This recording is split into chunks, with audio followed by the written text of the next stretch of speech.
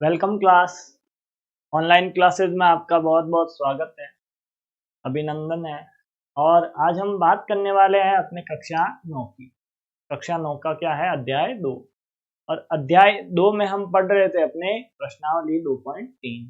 और प्रश्नावली 2.3 का ये जो अध्याय का भाग है वो 7वां आ रहा है आपके ये चैप्टर में। 7वीं क्लास है आपकी।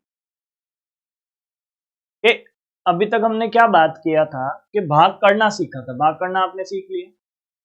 भाग करने के बाद अगला पद क्या है? आगे क्या करना है? भाग करने के बाद अगला काम है आपका कि x माइनस ए से भाग देने पर शेष पद क्या आएगा। आपको क्या करना है? फिर वही काम करना है, शेष फल निकालना।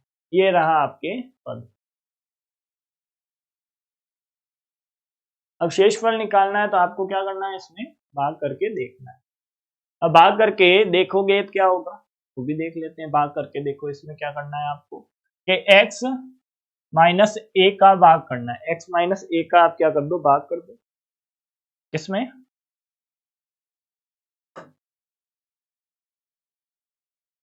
X cube minus A X square plus 6x minus A. इसमें आपको भाग किसका करना है? x माइनस ए का भाग करना है और बताना है कि शेषफल क्या आएगा। अभी निकाल देंगे शेषफल क्या आएगा। वो तो भाग करेंगे तो आएगा ना, बैठे बैठे थोड़ी ना आएगा। आगे चलो। आगे क्या किया हमने? पहले इसको पकड़ा। सबसे पहला काम ही यही है, इसको पकड़ने का। इसको पकड़ने के बाद इन दोनों को पकड़ लो। इन दोनों को पकड़ के एक्स क्यूब में भाग करवा दो एक्स का। एक्स में भाग करवाते हैं तो क्या आता है? एक्स स्क्वायर आता है, ये तो आपको पता है। उस एक्स स्क्वायर को पकड़ के यहां ऊपर लिखो। ये आ गया आपके एक्स स्क्वायर। उसके बाद अगला काम क्या है आपका? इस एक्स स्क्वायर को इन दोनों से क्या करवाओ? गुणा करवाओ। कि ये जो आपका एक्स स्क्वायर है उसको आप क्या कर दो? गुणा करवा दो एक्स माइनस ए से। x माइनस ए से गुणा करवाते ही आपके क्या हो जाएगा? आगे का काम आ जाएगा। आगे का काम क्या आएगा कि एक्स स्क्वायर हमला करेगा x के ऊपर, तो एक्स स्क्वायर गुणा x। आगे माइनस है तो माइनस लगाओ। उसके बाद एक्स स्क्वायर किसके ऊपर हमला करेगा? a के ऊपर, तो ये x गुणा a आ गया आपके। के एक्स स्क्वायर और गुणा x क्या बनेगा? एक्स क्यूब बनेगा। बीच में माइनस है तो माइनस वापस लिखो। एक्स स्क्वायर ए से गुणा होगा तो आ जाएगा ए एक्स स्क्वायर। इसको उठा के यहां चिपका दो, यहां लिख दो। मतलब चिपकाने का मतलब ऐसा नहीं है काट के पेपर से यहां चिपका दो कि यहां आएगा x cube minus A X square. इतना आया। अब उसके बाद अगला काम क्या है आपका? माइनस करने का। कि ये एक्स क्यूब क्या है? प्लस का है, माइनस कर दो। ये माइनस का है, इसको क्या कर दो? प्लस कर दो। अब यहाँ पे आप क्या देख रहे हो कि ये प्लस का ये माइनस का कैंसिल, ये माइनस का ये चिन्ह प्लस का हो गया, ये भी कैंसिल। मतलब आगे क्या आएगा आपके? 6x माइनस ए। ये दोनों ही कैंसिल हो गए। इतना अच्छा काम हो गया, दोनों कैंसिल हो गए तो और क्या चाहिए तुम्हें? आगे चलो। ये आगे क्या है आपका? आगे 6x है। आगे कौन है आपके? 6x मिला आपको। और 6x का क्या करना है? इसको ऊपर लिखना है। और भाग किसका करना है? आपके x का करना है।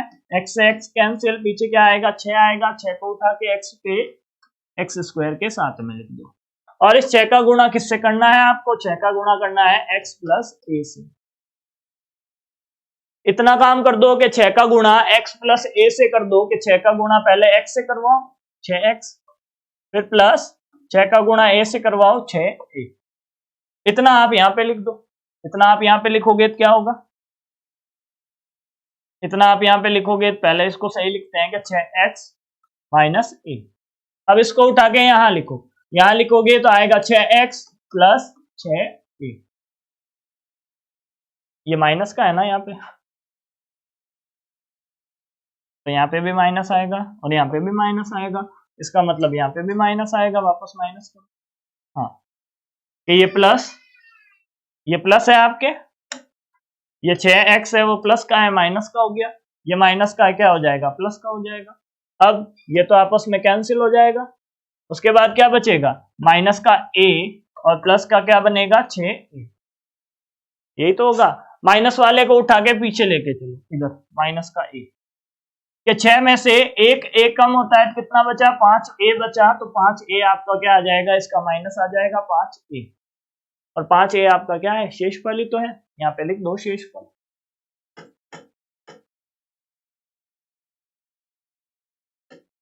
ये हो गया आपका सवाल कंप्लीट। सवाल कंप्लीट होने के बाद अगला सवाल देखो आप लोग के 2 के बाद देखो 3। बहुत ही आसान है, 3 ही सवाल है आपके, प्रश्नावली खत्म होने वाली कि जांच कीजिए कि 7 प्लस 3x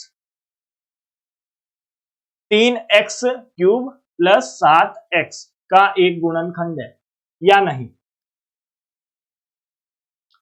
है या नहीं। गुणनखंड चेक करना है। गुणनखंड होता क्या है, पहले तो वो आपको थोड़ा सा एक्सप्लेन करता हूं ना मैं। गुणनखंड मतलब इसी का एक टुकड़ा, कि जब इसको किसी संख्या से गुणा किया गया था या दो पद आपस में गुणा हुए थे तो उनमें से एक टुकड़ा ये होगा। और अच्छे से समझो कि बोल देते हैं कि 4 का गुणनखंड क्या है। इसका मतलब है कि 4 के टुकड़े करूं तो उससे छोटी संख्याएं क्या मिलेगी। 4 के टुकड़े क्या कर सकते हो आप, किस किस से गुणा हो सकता है, 4 गुणा हो सकता है 1 गुणा 4, उसके बाद क्या हो सकता है 2 गुणा 2, और क्या हो सकता है, यही तो हो सकते हैं। मतलब 4 के टुकड़े करूं तो 1 गुणा 2 गुणा 2, ये 4 के टुकड़े करने के लिए आपके इतना काम होगा। इसका मतलब यह है कि 4 के गुणनखंड क्या है, 1 2 और 3। 4 के टुकड़े आपको 3 मिलेंगे। यदि हम क्या करें, इन दोनों का गुणा करवाएं वापस, या इन तीनों का गुणा करवाएं तो आपके क्या आता है, वापस 4 आता है। तो इसका मतलब 1 2 और 2, ये सब क्या है, इसके गुणनखंड है। गुणा के खंड, इसको टुकड़े करेंगे तो वापस क्या मिलेगा आपके 2 2 मिलेगा, और 2 2 को वापस गुणा करवाएंगे, उल्टी प्रक्रिया करवाएंगे तो ये क्या आता है आपके 4। तो और अच्छे से समझो इसको कि ठा कौन पड़ी, पल्ले कौन पड़ी हो, और अच्छे से देखो और समझो इसको, थोड़ा और अच्छे से जानो कि गुणा करते हैं कि 2 गुणा 2 किया, 2 गुणा 2 करते हैं तो आपके उत्तर आता है ना 4। 2 गुणा 2 किया तो आपके क्या आया, उत्तर आया 4। अब ये 4 जो उत्तर आता है, ये जो प्रक्रिया है ये आपके क्या है, गुणनखंड है, सॉरी ये जो प्रक्रिया है आपके वो गुणनफल है। कि गुणा करने से जो आपको उत्तर मिलता है, गुणा करने से जो उत्तर मिलता है वो क्या है, गुणनफल, गुणा का फल है, एक रिजल्ट है अपने सामने। और जब इसी प्रक्रिया को दोहराता हूं कि ये चेक कर लेता हूं कि 4 किसको गुणा करने से आया, तो ये उल्टी प्रक्रिया आपकी क्या है, गुणनखंड है। ये उल्टी प्रक्रिया है, ये आपकी क्या है, गुणनखंड है। ये आपने अच्छे से जाना है कक्षा 8 में। क्लास 8 में आपने पढ़ा है कौन सा पाठ, ये पाठ पढ़ा होगा मेरे ख्याल से 13वां या 14वां। 13वां पाठ तो आपके कौन सा है, 13वां पाठ तो है नहीं, 14वां पाठ, 14वां है गुणनखंड।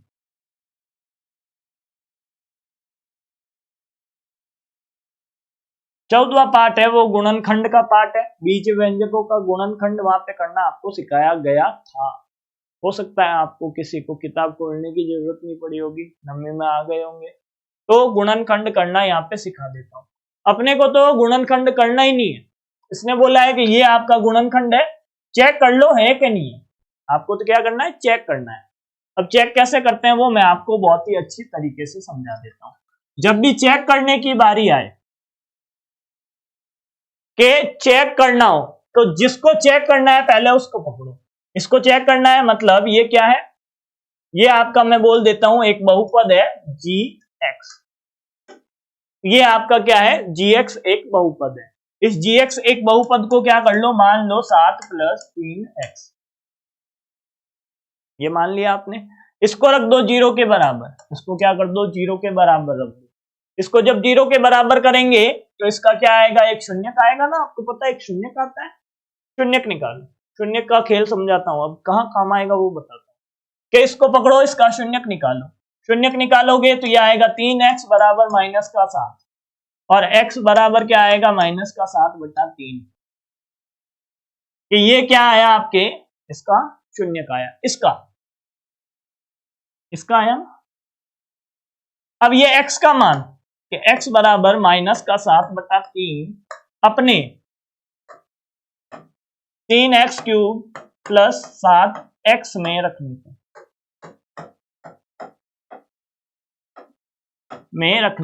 पर, अब रखने पर क्या होगा, क्यों होगा वो समझाता हूं कि x बराबर -7/3 यदि आप इसमें रखोगे तो आपके ये क्या हो जाएगा, 0 के बराबर आ जाएगा। किसके बराबर आ जाएगा, 0 के बराबर आ जाएगा।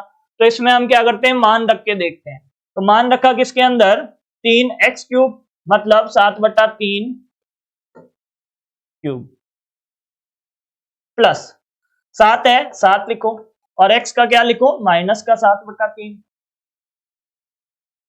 इतनी बात समझ में आई। यदि ये 0 के बराबर आ जाता है तो क्या हो जाएगा, गुणनखंड होगा, और नहीं आता है तो नहीं होगा।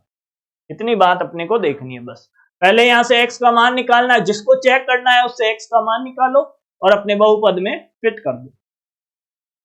अब फिट करने पे क्या होता है वो आगे देखते हैं कि ये आया आपके कि 3, 7 का क्यूब क्या होता है, 7 का क्यूब निकालना भी बहुत बड़ी समस्या है आपके। तो 7 का क्यूब निकालने के लिए 7 को 3 बार गुणा करना पड़ेगा, 7 गुणा 7 गुणा 7। 7 को 3 बार गुणा करते हैं तो क्या आता है वो आप लोग देखो कि 343। क्या आता है, 343 आता है। 343 नहीं, करके देख लो, एग्जैक्ट तो शायद नहीं होगा। 9, 7 को 7 बार गुणा किया तो क्या आया, 49। फिर 7 से गुणा करो कि 9 7 की 63 और 7 चौक 28 और 6 34। हाँ 343। 343 क्या आया, 7 का स्क्वायर। अब माइनस के ऊपर अभी विषम घात है, माइनस के ऊपर क्या है, विषम घात है, तो उत्तर भी माइनस का ही आएगा, और वो क्या आएगा, 343। उसके बाद नीचे क्या है, नीचे है आपके 3 का क्या है, नीचे है आपके 3 का क्यूब। 7 का क्यूब किया तो 3 का भी करेंगे। 3 का क्यूब क्या आता है, 3 त्रिकी 9 और 9 ती 27। यहाँ पे क्या आ जाएगा आपके 27 आ जाएगा। उसके बाद प्लस 7 का 7, और उसके बाद आप देखो कहीं कुछ मिस्टेक तो नहीं की है, स्क्वायर तो नहीं है।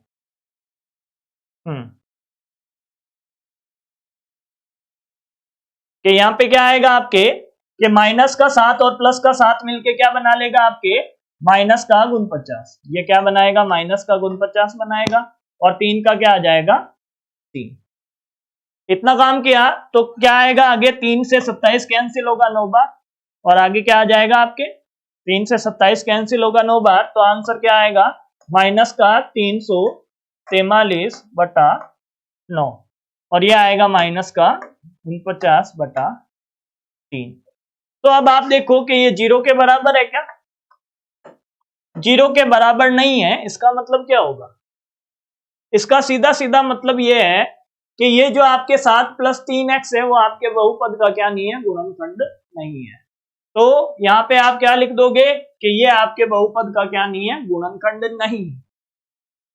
कौन नहीं है, नीचे चेक किया ना आपने, कि चेक करने के बाद आप क्या लिखोगे, जो लाइन उसने लिख के दी है कि 7 + 3x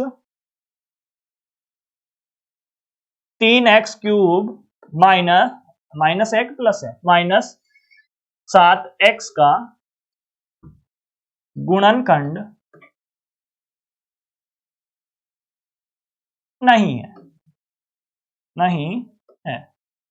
यह बात आपको पता चली कि ये गुणनखंड नहीं है। क्यों नहीं है, यहां से आपने x का मान निकाला, क्या निकाला, -7/3।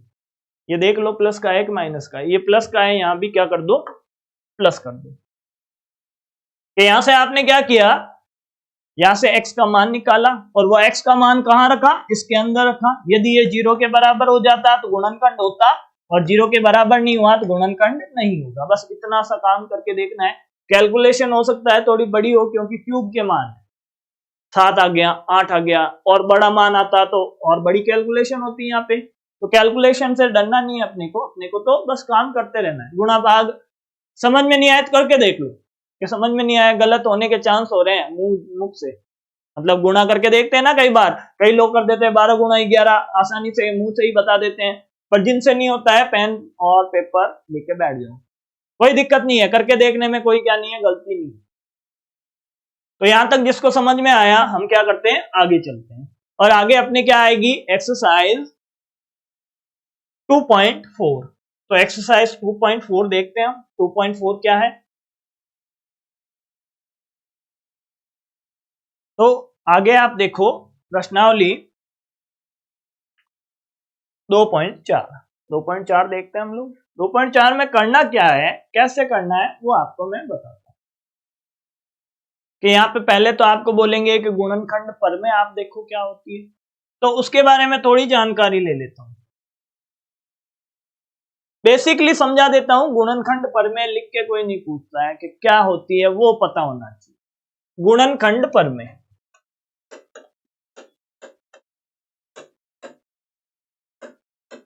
गुणनखंड प्रमेय क्या होती है। एक ऐसी परमेय होती है जो आपके बहुपद का गुणनखंड है या नहीं है वो चेक करवाती है। कैसे करवाती है, कि आपके दो बहुपद दिए हुए होते हैं, जैसे कि एक दे दिया gx, या gx दे दिया x प्लस 1, उदाहरण लेके समझते हैं। और एक आपके बहुपद दे दिया px, px दे दिया x स्क्वायर प्लस 1, px क्या दे दिया, x स्क्वायर प्लस 1 दे दिया। अब ये क्या करता है आपके, के एक्स स्क्वायर प्लस 1 नहीं माइनस 1 लिखो यार, ताकि थोड़ा और अच्छे से समझ में आए। एक्स स्क्वायर प्लस 1 आगे लेंगे हम, इसके बाद जो उदाहरण लेंगे वो बात करेंगे। कि पी एक्स है और जी एक्स है। अब ये बोलेगा कि जांच कीजिए। पहले तो मैं अपने वही सवाल बनाता हूं जो हमने पीछे किया था अभी, कि जांच कीजिए, जांच कीजिए कि जी एक्स पी एक्स का गुणनखंड है या नहीं, है या नहीं। तो वहां पे आपने क्या किया था, वहां पे आपने एक काम किया था ना, कि किसको चेक करना है, जीएक्स को चेक करना है। इसको किसके बराबर रखा, 0 के बराबर रखा, और 0 के बराबर रखने से आपको क्या मिला, x बराबर -1 मिला। और इस x बराबर -1 को कहां पुट किया, जीएक्स में पुट किया। ये तो क्या, x बराबर 1 का मान किस में रखा, px में रखा। तो क्या आया आपके, कि x बराबर -1 का स्क्वायर और -1, आंसर क्या आया, 1 -1 बराबर 0। इसका मतलब ये काम आपने चेक करके देख लिया। तो आपने लास्ट में क्या लिख दिया, कि जी एक्स, यहां पे आप लिखोगे चूंकि x बराबर -1 पर p x क्या हो जाएगा, 0 होगा। अतः क्या होगा, कि जी एक्स पी एक्स का गुणनखंड है। इतना लिखोगे ना आप, गुणनखंड है, ये बात तो बताओगे उसको कि 0 आ गया px का मान, कि x बराबर -1 रखने पर px का मान 0 आ गया, तो आपने बोला कि गुणनखंड है। यदि 0 के बराबर नहीं आता तो आप क्या बोलते, कि गुणनखंड नहीं है। और जो इतना काम किया वही तो आपके क्या है, गुणनखंड परमेय है। ये आपकी गुणनखंड परमेय ही है। बस इसकी लिखावट ऐसे होती है कि जांच नहीं करना होता, यहाँ पे क्या नहीं करना होता है, जांच नहीं करना होता है। ये कैसे फॉर्मेट बनता है वो मैं आपको समझाता हूं।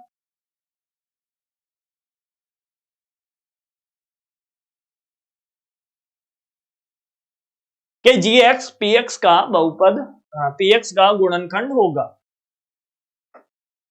क्या होगा, कि गुणनखंड होगा यदि यदि gx बराबर 0 रखा, gx बराबर 0 रखेंगे तो क्या आएगा, x बराबर कोई एक मान आएगा आपके, कि x बराबर क्या आया, a आया। यदि p a बराबर 0 आ जाए, कि इसमें क्या कर दिया, ये x बराबर a आया, उसको क्या रख दिया, p a में रख दिया, कि p a बराबर क्या आ जाए, 0 हो, तो gx क्या कह देंगे कि gx px का गुणनखंड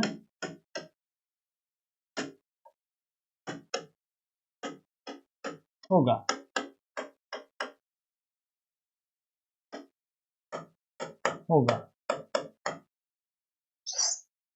इतना लिखा आपने कि गुणनखंड होगा, और उसके बाद क्या करोगे, जब इतना लिख दोगे तो आगे ये भी लिख देना कि px या pa बराबर नहीं होता है 0 के, तो gx गुणनखंड नहीं होगा। बस ये सिंपल सी कहानी है अपनी, कि इतना काम अभी पहले चेक करके देख लिया था, उसी को आगे रिपीट करना है अपने को, वही काम करना है आगे 2.4 में अपने को पूरा ही गुणनखंड चेक करना है, और बहुत ही आसान काम है। 0 आ गया तो गुणनखंड है, 0 नहीं आया तो गुणनखंड नहीं है। तो आगे चलो, आप लोग आगे चलोगे, आएगी एक्सरसाइज 2.4, और एक्सरसाइज 2.4 के लिए आपको क्या करना है, अपने सवालों को क्या करना है, चेक करना है। कि सवाल पहला है आपका, पहला सवाल क्या है आपका, कि बताइए कि निम्नलिखित बहुपदों में से किस बहुपद का गुणनखंड x प्लस 1 है। क्या है, x प्लस 1 है। अब ये चेक करने के लिए अपने को क्या दिया हुआ है, पहला ये दिया हुआ है, दूसरा, तीसरा और चौथा। काम क्या करना है, काम क्या करना है, एक फॉर्मेट बना के देता हूं, बाद में तो सेम रिपीट करना है। कि अपने को क्या करना है, कि मानना नहीं है, कि पहले किसको गुणनखंड चेक करने के लिए अपने पास कौन है, कि x प्लस 1 बराबर 0 रखने को, 0 के बराबर रखा तो क्या हुआ आपके, कि x बराबर क्या आया, -1 आया। x बराबर -1 आया, और x बराबर जो माइनस का 1 है उसे क्या कर देंगे, कि x बराबर जो माइनस का 1 है उसे सभी बहुपदों में रख देंगे।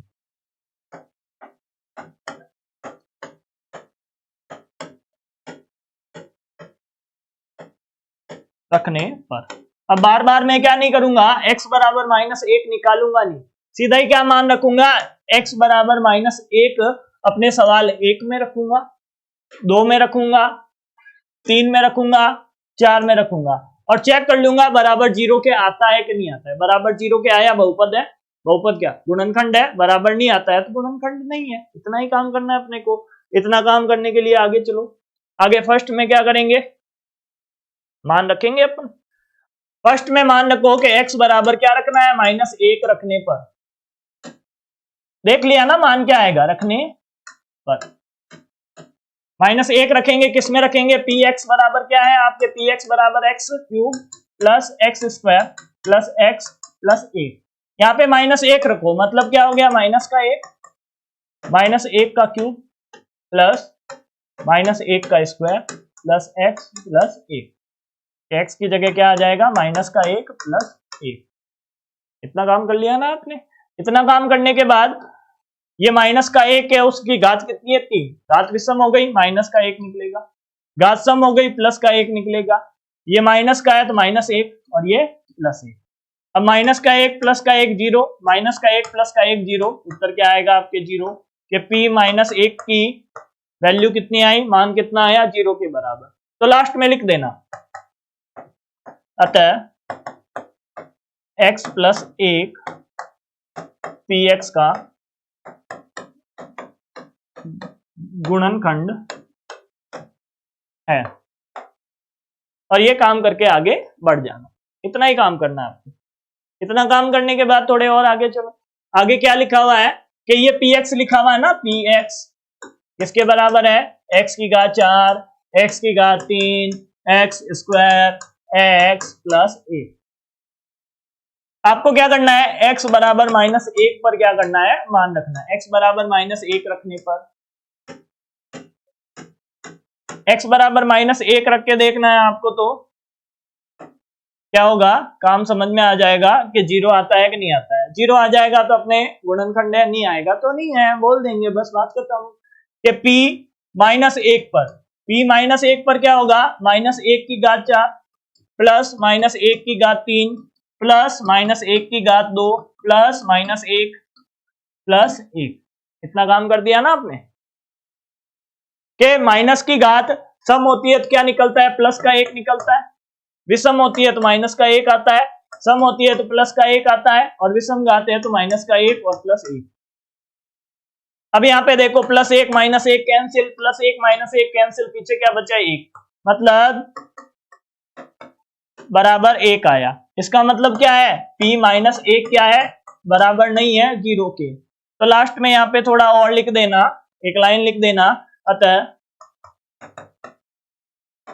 x + 1 गुणनखंड नहीं है। इतना लिख के उसको छोड़ देना, गुणनखंड नहीं है, बात खत्म। आगे और करवाऊं, एक करवा देता हूं, एक आपको होमवर्क दे देता हूं। होमवर्क भी तो करोगे ना, पेन पेपर चलाओगे, पेन पेपर के ऊपर चलाना बहुत ज्यादा जरूरी है। और जो लिखेगा नहीं वो कुछ नहीं सीखेगा। क्लासेस सारी देख लो, 200 क्या 2000 देख लो क्लासेस, कुछ नहीं होगा। 200, 500, 1000, 1200 सारी यूट्यूब पे जितनी भी नववीं की क्लासें हैं, ऐप के ऊपर नववीं की क्लासें हैं, कहीं पे भी, कहीं से भी, कितनी भी क्लासें देख लो, इवन किसी से जाके ट्यूशन पढ़ लो। यदि आपने कुछ नहीं लिखा, टीचर ने बहुत कुछ लिखा है, तो उसका आपके लिए कोई महत्व नहीं है। टीचर बहुत अच्छे से अच्छे पढ़ाने वाले मिल जाएंगे, पर मेहनत आपको खुद को लिख के करनी पड़ेगी।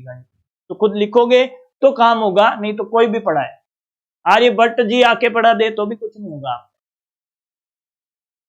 के आगे क्या हो जाएगा आपके, कि x px क्या है, x की घात 4 plus 3x square 3x cube plus 3x square plus x plus 1। उसके बाद क्या होगा इसका, कि x बराबर क्या रखना है, -1 फिक्स है सबके लिए, -1 ही तो रखना है। सबसे पहले फॉर्मेट सेट किया था, रखने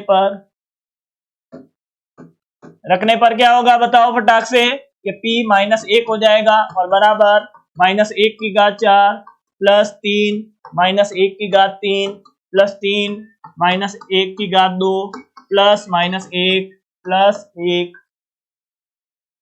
क्या हो गया आपके, के घात कैसी है, घात कैसी है आपकी, घात सम है तो क्या हो जाएगा आपके 1 हो जाएगा प्लस का, घात विषम है तो क्या हो जाएगा, माइनस का 1 हो जाएगा, घात सम है तो प्लस का 1 हो जाएगा, प्लस का 1 होगा ना, और प्लस और माइनस मिलके क्या बनाएगा, ये प्लस और माइनस माइनस, और उसके बाद प्लस का 1। ये दोनों तो आपस में कैंसिल हो गए, उड़ा दो पीछे ही उनको। उसके बाद आगे चलो थोड़े, आगे क्या हो जाएगा, ये होगा 1, 3 और -1 दोनों गुणा होके क्या बनाएगा, माइनस का 3 प्लस का 3, पीछे तो सब उड़ गया, प्लस का 3 माइनस का 3 कैंसिल, पीछे क्या आया 1। ये p -1 का मान किसके बराबर आया, 1 के बराबर, 0 के बराबर नहीं है ना, 0 के बराबर नहीं है तो आप क्या लिख दोगे लास्ट में, आपको खुद को ही लिखना है। अतः ये जो आपका x + 1 था वो इस px का क्या नहीं है, गुणनखंड नहीं है, और काम छोड़ के आ जाए। तो मेरे को लगता है कि अगला सवाल आप खुद कर लोगे। इस सवाल में आप करके देखना, नहीं तो मैं अगली क्लास में आपको रिवाइज ये तो वापस करवा के दिखाऊंगा कैसे ये √2 और ये जोड़ बाकी होती है। तो आज के लिए बस इतना ही काम करते हैं, और मैं लेता हूं आपसे अलविदा। आपका दिन क्या हो, शुभ हो, चाहे रात में देख रहे हो तो रात शुभ हो, और अलविदा लेता हूं मैं आपसे।